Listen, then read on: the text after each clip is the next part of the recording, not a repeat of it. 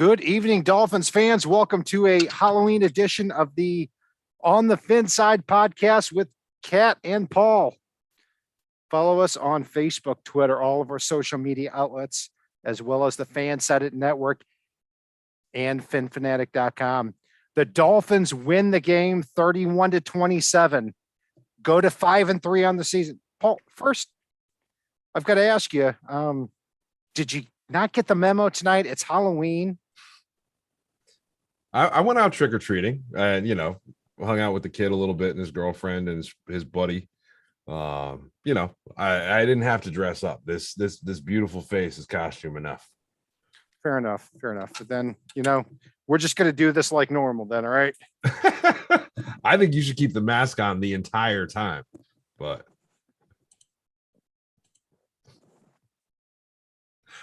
Oh, man. But the Dolphins win this game 31-27. And in the first 9 minutes of the game, it's 14-0 Lions. And it seems like the game is really getting out of control. The defense in the first 5 drives of the game, going into the middle of the third quarter, allow touchdowns points scored every single step of the way. And then the wall hits. But the big story of the game is Tua Tagovailoa has the game of his life and one of the biggest games in Dolphins history. Yeah, and I saw a stat, and I'll be honest, I didn't fully verify and vet it, but that Marino never even had a 380-yard, 3 touchdown, 0 interception game. So I got to verify it, but that's an impressive one to me. And really, Tua looks like he's hitting on all cylinders right now. And it looks like he's got even better chemistry with Tyreek Hill than Tyreek Hill had back in Kansas City, which is awesome to see. And the utilization of Jalen Waddle continues to grow. And the two of them running routes with Tua dropping dimes to them is a beautiful thing. If you look at the rushing and receiving yards of Tua and Tyreek Hill is on pace for 2,095 yards. Jalen Waddle is on pace for almost 1,600. These two are going to walk their way into the Pro Bowl. But the bigger story is Tua is number 1 in quarterback rating with 112.4 on the year. And I don't care what metric you look at. He's number 1 in quarterback rating. He's number 1 in QBR from ESPN.com. And he's number 3 from PFF, who has been one of his biggest, harshest critic. So, and he's got a weaker schedule coming up too. So this is an exciting time when you look at the Dolphins offense. It really, really is. And it's an exciting time too with, God, we're less than 24 hours from the trade deadline. So who do you want? I know there are a lot of sexy names out there, but one name that's been rumored to Miami is playing tonight. Left the game with 20 seconds left in the first half and came back to start the second half. And it's somebody I wanted a while ago, and that is right tackle Jack Conklin. He has allowed, I believe, 0 sacks this season. He's got 1 penalty, and he's played 332 offensive snaps with an overall grade from PFF of 75.7. And he has been everything you need. He picks up blitzes, you name it. He's got, I think he's in the final year of a contract, but he won't be big money to retain. And he could shore up that right tackle position that I don't think we have anybody at that doesn't have a question mark. Yeah, I've always been a big Jack Conklin fan. We talked about him back in 2016 when we did our draft coverage. And he was our number 1 unanimous choice in free agency a couple of years ago as well. I would pass on him, to be quite honest. Because I think Brandon Shell has done a serviceable job at the right tackle spot, and that's what I'm looking for. Austin Jackson's coming back this week. Hopefully Shell maintains that spot. Bradley Chubb is another name that's been brought up. 5.5 sacks this year, former top 10 pick. But when it comes to Bradley Chubb, he's a really good player, but he's also somebody that you're going to have to pay $20 million a year to. Yeah, he is. And that's where I don't feel like Jack Conklin is going to be expensive. And even if he's on starting to look at the wrong end of the stick, Jack Conklin for the next 2 or 3 years until you can really find somebody to step into those shoes is better than serviceable, better than Austin Jackson. Maybe Austin Jackson gets there and supplants him, but Jack Conklin isn't going to cost you a great deal of money, and he's an upgrade over anything you have on the roster, and doesn't preclude you getting rid of Brandon Shell, doesn't preclude you getting rid of Austin Jackson. And given the Liam Eichenberg injury, maybe you slot Austin back inside. Yeah. One player that I want at the trade deadline is Kareem Hunt. Mm-hmm. For a 4th or a 5th round pick. Very, very cheap player. He's playing here tonight. For a 4th or a 5th round pick, it's not. Raheem Mostert has done a fantastic job over the last few weeks. You're talking about somebody over the last 5 games now, averaging almost 5 yards a carry, and he can get from point A to point B so quickly north to south. But I want a power back late in games like this. And Kareem Hunt, I think, can deliver that for a very meager salary and draft compensation. But Paul, let's take a look at the game here. Tua is really the story of the game. And I started being a Dolphins fan back in 1994, 1995, when I was 11, 12 years old. And Marino immediately ruptured his Achilles. Well, the game I remember that really brought me into being a Dolphins fan was that week 1 game. I think it was against the Patriots, where Irving Fryer had 3 touchdown catches. That to me remains my constant best quarterback game ever from a Dolphins quarterback. And I felt that Tua matched that here almost 30 years later. He was just about perfect in this football game. I'm going to ruin it for everybody. It's an A+ for me with Tua after I gave him my Coke Bus player of the game last week. I was so excited watching this game and watching the Dolphins come back after a 14-0 deficit.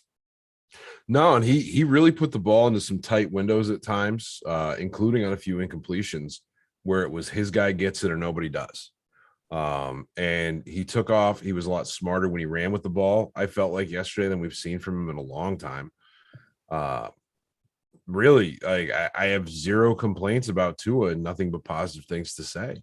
He was absolutely, but you know what? Tyreek was just as much of the story. He was electric yesterday. I don't care if he finds the end zone. He is impacting games, impacting coverages, and really doing all those little special things that you need from the smallest alpha dog receiver I've ever seen in my life. But he's jumping over people twice his height, it feels like. Yeah. When the Dolphins got Tyreek Hill in the offseason, I thought 13 to 1,400 yards would be a really good season. He's on pace for almost 2,100. And when you look at the chemistry he and Tua have, it's that much more remarkable.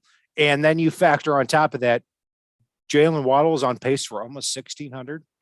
I can't remember who in our chat thread a couple of weeks ago said this, but Tyreek Hill and Jalen Waddle, the perfect nickname for them are the Blur Brothers. I love it. I've seen that one a few times. The interesting thing to me as well is Tyreek and Jalen Waddle are not the only ones with double-digit receptions, averaging over 10 yards per reception right now, which for somebody that supposedly just throws short is huge. Mike Gesicki's averaging 11.2 yards per reception. Trent Sherfield, believe it or not, is averaging 10.5. And you know, it's while they're not putting up the yardage totals, they're putting up respectable enough numbers, especially Gesicki, who's got 4 touchdowns to this point. Yeah. I mean, Gesicki draws coverage. That's the plain and simple story when it comes to him. And he caught the game winning touchdown to bring the Dolphins to a 31-27 lead. On the other side of the ball, it needs to be talked about. The Dolphins were terrible for 2.5 quarters. I mean, you're talking about 5 drives in a row of 75, 72, 80, 64, 55 yards. They couldn't stop anybody. You know, what needs to be said about that? I mean, there were a lot of penalties, 15 penalties on the day as well for the Dolphins. You know, so there were a lot of penalties, a lot of bad defensive football. And I've got to point the finger at this defensive line as well for the Dolphins. They need to play better moving forward against an opponent like this. I'm a little torn there. I think sections of the defensive line need to play better. I thought Zach Sealer played very well. I thought Jalen Phillips had some moments again yesterday. I thought there were some times where he was carrying somebody to the quarterback like a backpack. And so I'm not going to dig on them. Sealer had some big moments in this game. He was the first person to bat a pass down against Goff, I think, all season. And Goff was, I think the stat they ran was that Goff was the last starting quarterback that had not had a pass deflected by a defensive line all season long. Yeah, and he had 2 in this game. Animalistic sack. He had that animalistic sack when he looked like he was shot out of a cannon. And I'm sorry, when a guy as big as Zach Sealer, built like Zach Sealer, hits you, you start hearing some footsteps at times. And that was one of the defining plays of the game in the fourth quarter. Zach Sealer tore through, and so he had batted passes. He got the sack. One of the better performers of the game. Another one, too, was Kader Kohu on defense. I mean, continues to mirror and line up against opposing receivers. And late in the game, 3 minutes left in the game here, 4th and 2, Jared Goff drops back, has time to throw, throws downfield, some hand fighting, but great technique from Kader Kohu. Josh Reynolds does not come down with the pass. If he does come down with the pass, we may be talking about a Dolphins loss here. But Kader Kohu continues to surprise here, Paul. You're not surprising me with Kader Kohu. You know this. Like, I've been consistent since Miami signed him as an undrafted free agent with the love for the man. I didn't expect him to start this early. It's only out of need because of Byron Jones and others, but he's been great. I know he was out with an injury for a little bit, but he has been far in excess of where he was taken as an undrafted free agent. It's so funny, like talking about, what is it, Texas A&M School of Commerce. Yep. And talking about Josh Boyer with his, Josh Boyer from the South Dakota School of Mines and Technology, running a defense with, this starting undrafted rookie corner, Kader Kohu from the Texas A&M School of Commerce, is just entertaining to me on so many levels because it works. Yes, it does. So let's get to the grades. Before we do, somebody wanted some thoughts and I'll throw this to you on the Trent Sherfield touchdown. It was 100% a touchdown. And when they did not review it, and then there was a flag on the play on first and about an inch, I thought it was offsides or illegal formation. And I just about took my remote and threw it through the TV. Thankfully, Alec Ingold came back, a fullback, and did a quarterback sneak, got the touchdown, but everything on the screen at the time looked like it was illegal formation. There were a lot of illegal formation type of penalties in this game. It was an ugly football game. 15 penalties from the Dolphins, but it was a touchdown from Trent Sherfield. There was no doubt about that. I don't disagree with you, but I did like seeing Alec Ingold get one, especially after some of the blocks that he threw in this game. First touchdown of his career. Congratulations to that player who plays a certain position. Pullback. Hey, he sprung Tua for a lot longer run too, outside the edge in one of those critical moments of this game. No, he moves around the offense a lot. And the combination of him and Durham Smythe moving around that offense with Mike Gesicki as that big slot guy gives the Dolphins a lot of strange looks on offense, and that matters. And it also matters with Raheem Mostert averaging almost 5 yards a carry throughout the last 5 games. All that stuff matters because it gives opposing defenses something to think about. Mm-hmm. And the more you think, the slower you react. Exactly right. And where was Aiden Hutchinson in this game? Oh, he started doing a little bit early and then disappeared. Yeah, he's nowhere. He was done. And Brandon Shell and Teron Armstead had a lot to do with that. This offensive line, for the first time in almost 5 years, played like men in this game. I was so impressed with this offensive line. Loved it. Connor Williams dominated. Robert Hunt dominated. Brandon Shell, 0 pressures, 0 quarterback hits, 0 sacks. Teron Armstead led in quarterback hurries with 2 and 44 dropbacks. And don't forget, Liam Eichenberg left. Eichenberg has played better. Okay. But it's kind of like a Austin Jackson type of situation where nobody wants somebody to get hurt. Nobody. We don't want that to happen. No. But did Robert Jones play worse than Eichenberg? No.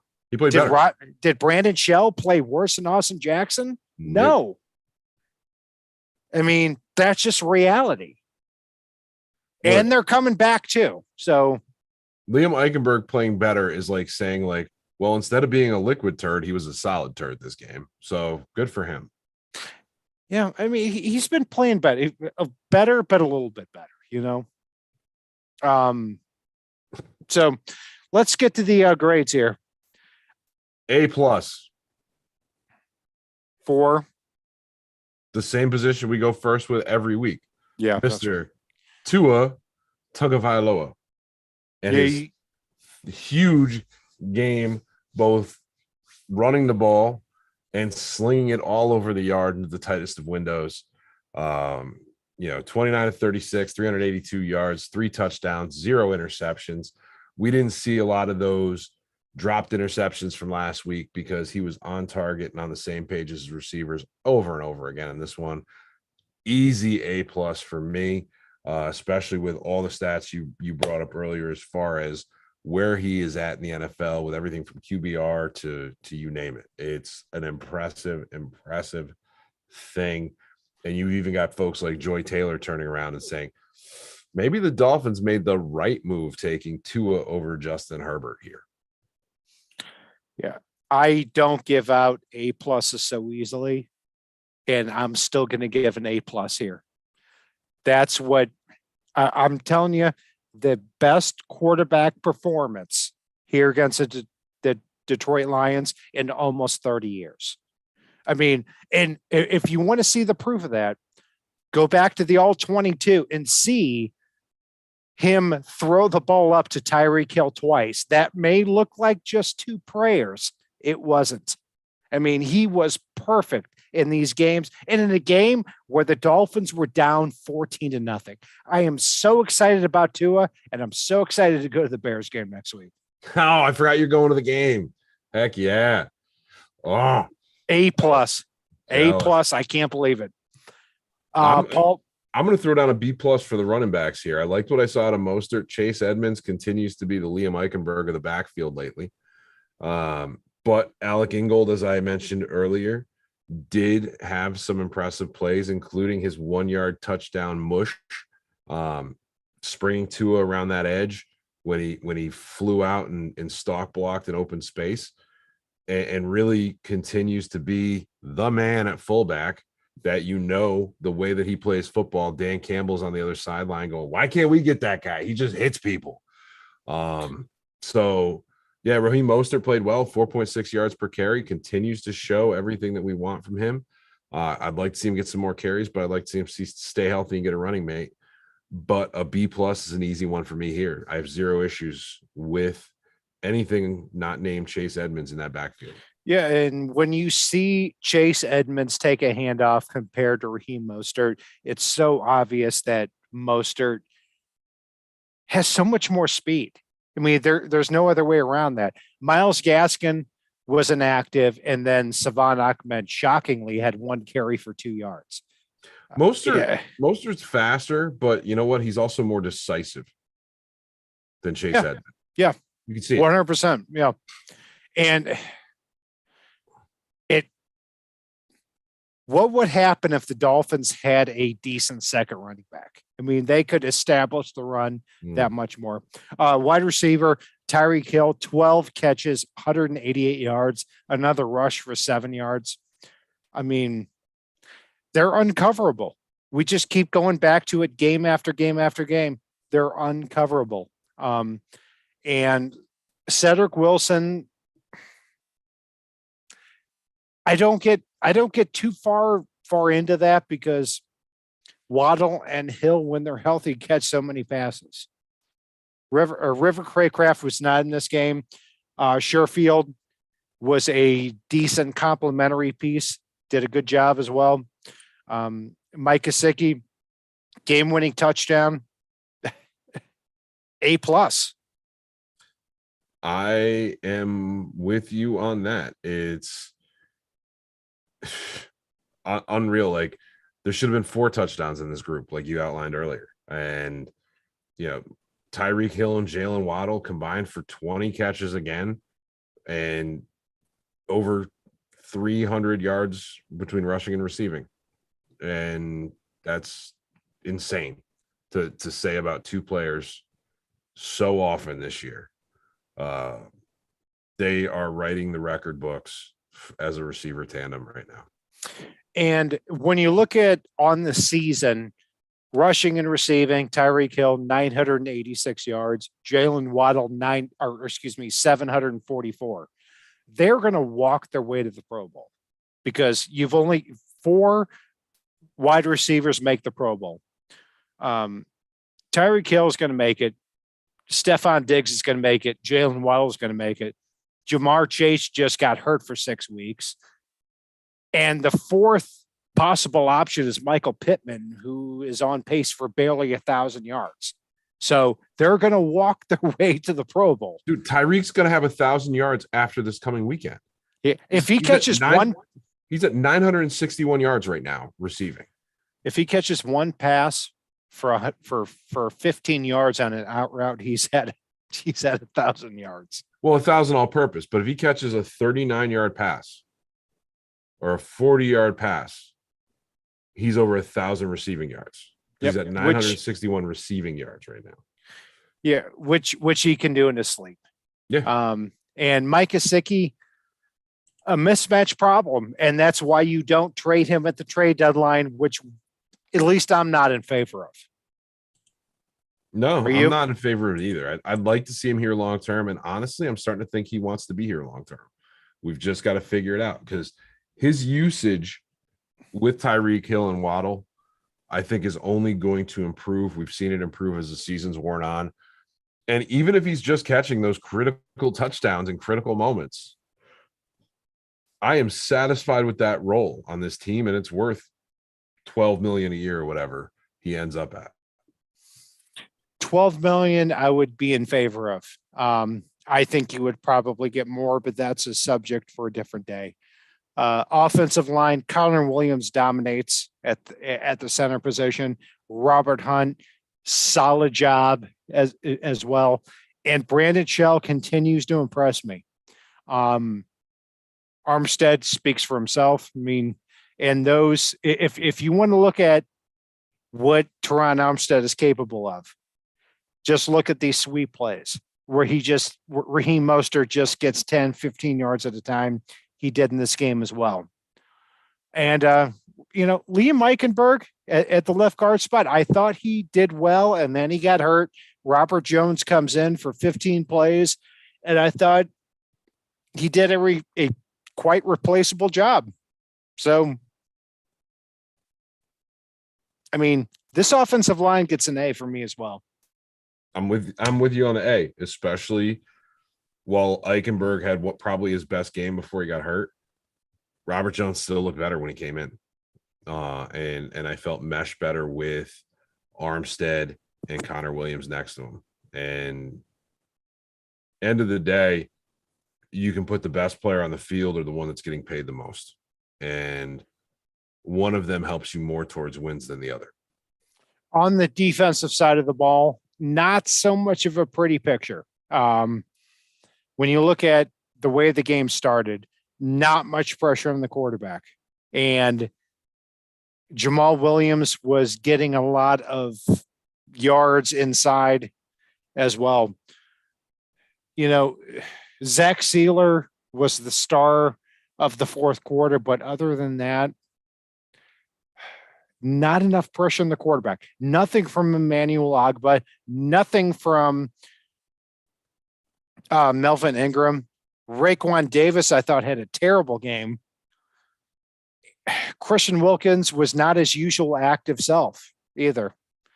So I'm confident this defensive line is going to play more like it did against the Steelers and against the Vikings over the last two games, but not a good game from them. I mean, there's no way for me that you can give them a good game on the defensive line when you look at how bad they played early on. So I've got to go with a D+ for them. I'm going with a C+. I felt like they cleaned it up. I think there were some good performances mixed in with the bad. And are we doing front seven or actual D line? D line right now. Okay. I can go with a C+. I liked what I saw from Sealer in this game. I thought Raekwon Davis kind of had an off week, but again, it's a decent Detroit line here that we're talking about. And I thought Jalen Phillips seemed like a guy that was just one step away a lot of times yesterday. And a lot of times that was with somebody riding him like a backpack. What I like to call the seatbelt maneuver, where you see the guy behind him, you see the arm over the chest, and it's wrapped down like that strap on a seatbelt, and it doesn't get called half the time anymore. You see even the guy's back bowing as he's trying to get to the quarterback, and it doesn't happen. And you see it on both sides of the ball, but I felt like Jalen Phillips was that one step away numerous times and continues to be that improved player that we've been waiting for him to be this season. And I've got to admit that I thought Taylor Lewan, Penny Sewell was playing left tackle and Taylor Decker was playing right tackle. I had that mixed up. It was actually Jalen Phillips going up against Taylor Decker. And I thought he got really good depth on Taylor Decker throughout the game. Mm-hmm. Penny Sewell had several penalties throughout this too. But where is Emmanuel Ogbah? Where is he? I mean, and I think that's part of the curiosity when it comes to the trade rumors with Bradley Chubb. It is, and those rumors are going to persist. I mean, we got to remember Ogbah missed last week with an injury. He was very quiet yesterday. There's a handful of guys I don't recall seeing, to be honest with you. I don't recall seeing Ingram. No, he hasn't been there for a couple of weeks now, and Van Ginkel he had a great game against the Steelers, but I was disappointed with him in this game too. So we'll see. As far as off-ball linebacker, I thought they were exposed a little bit too. Landon Roberts had a moronic play in the first play of the Lions offense where Jamal Williams caught an 8-yard pass. It was a traditional just tackle him out of bounds, and Landon Roberts stood on top of him and basically peed on him, and then got a 15-yard penalty. Stupid play, and he can't do that anymore. But that's part of his alpha personality. But that at the end of the day is a 4-yard penalty. So it is, but I'm not. Yeah, that one was goofy, but it is what it is. I didn't hate the linebackers. They let Hawkinson sneak out a couple times, but I didn't feel like Hawkinson killed us yesterday. And Jamal Williams did knife through a few times, and I can give the linebackers probably. I'm going to give them a C+, even though they had some big hits yesterday that I haven't seen from them in a while. Yeah, I'm going to match on the C+, and I think they need to get Duke Riley on the field more often, because I think he's the best linebacker the Dolphins have, because he gives so much effort. I think we're still in the Jerome Baker being misused territory right now, which kills me, because he is a unique player that, if used properly, can impact games in a lot of ways. And I feel like they're using a Landon Roberts in the role you need to use Jerome Baker in. And this is something I said through the first half of last year, and suddenly the Dolphins flipped the switch and started using Jerome Baker properly again, and it worked. There's going to be one of these games that Jerome Baker has 2 or 3 sacks, and we're going to come back on here and say, yep, there we go. Send him through the A gap. Yeah. Send him through the A gap. And I think that's waiting. Sideline to sideline. Yeah, I'm with you on that. Defensive backs, they missed Brandon Jones in this game. There's no doubt about that. Javon Holland, I would even go a step further and say he looked lost early in the game without Brandon Jones out there. Eric Rowe was a healthy scratch for some reason, and he should be cut for Veron McKinley if he's not going to be on the field next week. There's a big hole at the safety position opposite Javon Holland. Shame. Xavier Howard, after everything that happened this past week, led up a long pass to a Lions receiver earlier in the game, but then recovered very nicely on top of that. Kader Kohu, I thought, played a fantastic game. Noah Igbenogany, I still have no respect for. I don't. I'm sorry. I don't. No, I thought Igbenogany was okay. I still like Justin Bethel. I think I like Javon Holland's game better than you did here. And really, there were a couple of good plays out of Keon Cross in here. Secondary probably gets the best grade out of all of them for me. Because the big receiver there was TJ Hawkinson, and I don't think a lot of that was on the secondary. After that, you've got, Khalif Raymond and Amon-Ra St. Brown combining for 10 catches for about 140 yards between the two of them. Yeah. And I didn't feel like they really roasted us, especially when you take away one reception there, and they're to steal a phrase from my kid, their receiving totals were doggy water at that point, if you take that one reception out. And so I can be content with the secondary here. They got beat for 1 touchdown in this game. And it was really to DeAndre Swift, and that wasn't on them. So I can give the secondary here a B, especially I thought Javon Holland tuned it up as the game wore on. Actually, I'm going to go with a B+ for the secondary. It wasn't great, but given where we're at and the fact that we're missing Byron Jones, I thought they played well. I disagree with you. I thought they played not very well until the last quarter of the game. Josh Reynolds should have caught that touchdown to put the Lions up 31-17 at halftime. Noah Igbinoghene gave so much cushion on that play. It was embarrassing. Javon Holland, I did not think played a very good game as well. Kader Kohu played well. Xavier Howard played well. But other than them two, I don't like them. I'm going to go with a C- for them. And they've got to play better next week, even if it's against the Chicago Bears. The Chicago Bears that will be without Roquan Smith or Robert Quinn. Yep. So Dolphins are favored by 5.5 points in that game next week, and I'm going to be there. So Dolphins are clearly going to win. Special teams, Paul. One big bad play, and that was, and I'm blanking on it now.